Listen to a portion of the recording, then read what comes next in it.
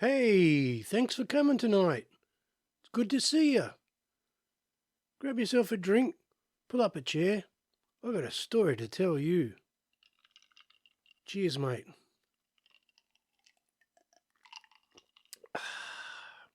Here we go. Welcome to Tom's Kitchen After Hours. Season 3, The Misadventures of Jimmy Head. Bit 2, Rehab Daymare. Part 2, The Reality. After I was processed, I was led to a dorm with about 12 bunk beds. What struck me most was the bloke stationed at the door like a prison guard. I unpacked my bag into a drawer and taped my photo of Matthew on the wall. When lunchtime came, the guy guarding the door escorted me to the dining room. I saw my niece, Tony Ann, in the kitchen, and I rushed to see her. She avoided all eye contact with me, and she shook her head and said, "We can't talk." My minder came over and escorted me back to the dining room. What the fuck, I thought. I see my family and we aren't allowed to talk? What is this fucking place?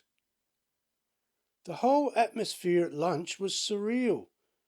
Maybe 80 to 100 people gathered together and nobody spoke. They sort of seemed like zombies. The meal consisted of a very small lamb chop and some microwaved frozen veggies, hardly enough to fill a small child's belly. After lunch, I was given my work detail, cleaning windows in a huge hot hallway. Others were polishing the wooden floorboards with a polishing machine that seemed like it wanted to throw them down the hall. The work seemed endless, no rest breaks, and if we slackened off even for a second, a miner would shout at us to keep working. Again? What the fuck, I thought. This isn't horse riding in the countryside. Dinner was exactly the same as lunch. Pathetic. After dinner we were taken to counselling session rooms, where anyone who said the wrong thing or misbehaved in any way was subjected to what they called a chewing out. They'd have to stand in the middle of the room, surrounded by about 20 other inmates. Then they'd start screaming abuse at them. It was beyond bizarre. These people, who seemed to lack the energy to speak to each other during meals, let loose a fury that seemed like they were possessed by the devil. When they were done, I said, "Fuck this, you cunts are crazy, I'm leaving." As a result, I was the next to enter the middle of the circle of madness. When they started their abuse, I thought the expressions on their faces was hilarious, and I laughed at them. That made them genuinely furious, and they become much more vicious. After about 5 minutes of this, it wasn't funny anymore, it was dangerous. When they'd run out of energy, I said I was leaving, and Tony Ann said she was going with me. So we were both in the middle together for another round.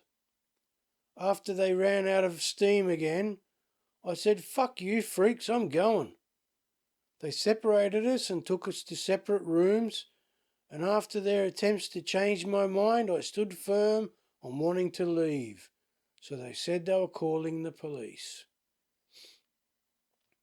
A guy wearing a police uniform turned up about an hour later.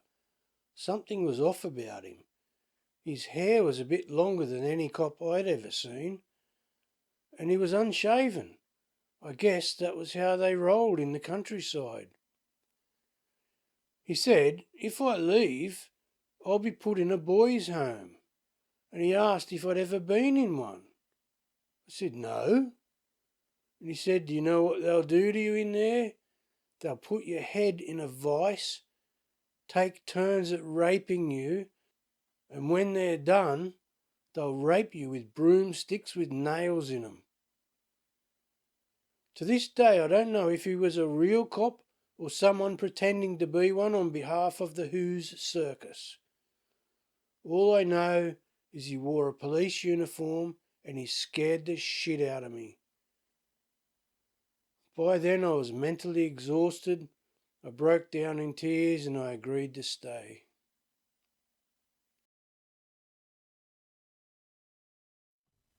All right, that's it for tonight in Ton's Kitchen After Hours. Thanks for dropping by and keeping me company.